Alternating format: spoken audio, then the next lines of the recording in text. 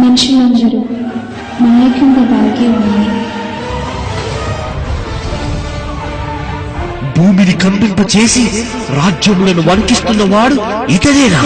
లోకమును అడవిగా చేసి దాని పట్టణములను పాడు చేస్తున్నవాడు ఇతడేనా? తాను చెరపట్టిన వారిని తమ నివాస స్థలమునకు పోనీయని వాడు ఇతడేనా?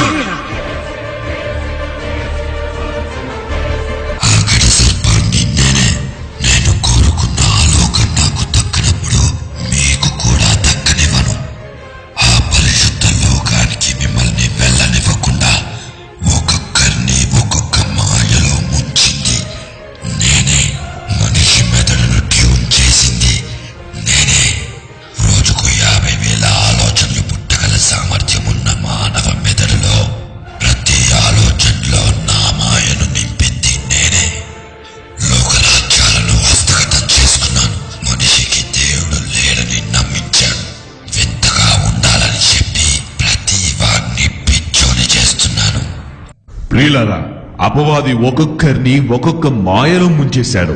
తిండి మాయ, వింతల మాయ, టాటూల మాయ, డబ్బుల మాయ, చీరల మాయ, నగల మాయ, సినిమాల మాయ, స్త్రీ పురుషుల మాయ, పేరు ప్రఖ్యాతల మాయ, ఇలా చెప్పుకుంటూ పోతే ఎన్నో. Guinness book of record, Limca book of record లో పేరు వ్రాయబడుటకు ఈ సాహసాలు చేస్తున్నారు. ఈ సాహసాలను చేస్తున్నప్పుడు విలువైన ఈ ప్రాణాలను కోల్పోతే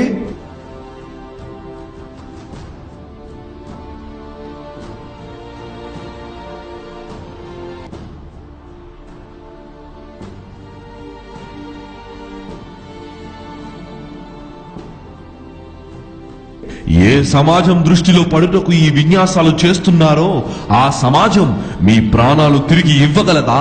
మీరు వారి దగ్గర సంపాదించుకున్న పేరు మీ ప్రాణాలు తెచ్చిపెట్టగలదా? తన పోనీటైల్ సాయంతో సాహసాలు చేసే శైలేంద్రనాథ్ రాయ్ అనూహ్యంగా మృత్యువాతపడ్డారు. సాహసమే ఊపిరిగా జీవిస్తూ చివరికి సాహసిగానే చనిపోయారు. తన పాత రికార్డును తిరగరాసే క్రమంలో అభిమానుల కేరింతలు, కరతాళ ధ్వనుల మధ్య దాదాపు సగం లక్ష్యాన్ని పూర్తి చేశారు. ఇంతలోనే గుండెపోటు రావడంతో అతన్ని మృత్యువు కబళించింది. సమాజంలో పేరు సంపాదించుకోవడం కోసం పుట్టాము అని అనుకుంటే మీరు మాయలో ఉన్నట్టే. అంటే జిమ్కి వెళ్తాను, అందరు నన్ను బాగా చూడాలని, అదొక అట్రాక్టివ్, నాకు ఒక ప్యాషన్. అది డిఫరెంట్ లుక్, డిఫరెంట్ గా కనబడాలి అందరి ముందు. మీరు డిఫరెంట్ గా, సంథింగ్ స్పెషల్ గా ఉండాలనుకుంటున్నారా? అయితే ఒక వింతైన పని మీరు చేయాలి.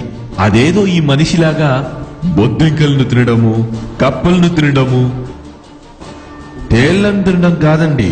సిగరెట్, మద్యం, లోభాలు, అసూయలు, అభిచారము, అబద్ధాలు, అహంకారాలు, కలహాలు, క్రోధాలు, కక్షలు, భేదాలు, మత్తతలు, మత్సరాలు, వివతవలు, ద్వేషాలు, దూషణలు, దురాశలు, దుర్వ్యాపారాలు, దురాలోచనలు, దొంగతనాలు, వ్యర్థమాటలు, దేవదూషణలు, ఇవేవి చేయకుండా కేవలం 1 నెల రోజులు ఉండాలి.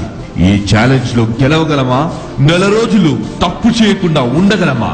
ఒకవేళ ఉంటే మీ మనస్సే మీకేం చెబుతుందో తెలుసా? పాపలోకంలో పరిశుద్ధతకు మించిన వింతే లేదని. మనస్సును జయించడమే ఓ గొప్ప వింతని తెలుస్తుంది. ఇలా పాపం చేయకుండా మనస్సును జయించి ప్రజలను ఆశ్చర్యచకితులను చేసిన ఒక వండర్మ్యాన్ ఉన్నాడు. అపవాది మాయ నుండి తప్పించుకొని వానికి ముచ్చమటలు పట్టించిన జగద్రక్షకుడైన యేసు ప్రభువారు. ఆయన 1 నెలే కాదు, జీవిత కాలమంతా పరిశుద్ధంగా లోకానికి వింతగా బ్రతికారు. ఇకపోతే నిజంగా సాహసాలు చేయాలనుకుంటున్నారా? అయితే దేవుని జ్ఞాపకార్థ గ్రంథములో గొప్ప గొప్ప సాహసాలు చేసిన ఓ బహుముఖ ప్రజ్ఞాశాలున్నారు. ఆయన ఏ మనసుతో చేశారో మనం కూడా అదే మనసుతో చేయాలి. ఆ సాహస వీరుడే బహుముఖ ప్రజ్ఞాశాలి అయిన అపోస్తలుడైన పౌలు గారు. 2 కొరింథీ 11:25-28 వచనాల్లో ఆయన సాహసాలను మీరు చూడగలరు. తన తోటి వారిని అపవాది మాయ నుండి బయటకు లాగడానికి అపోస్తలుడైన పౌలు గారికి ఈ సాహసాలు చేయాల్సి వచ్చింది.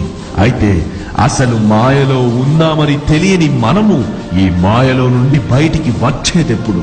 మన బంధుమిత్రులను వారి మాయ నుండి బయటికి రప్పించేదెప్పుడు? చివరిగా మన శరీరంపై ఉండవలసింది టాటూలు కాదు, క్రీస్తు ముద్రలుండాలి. పౌలు గారిలా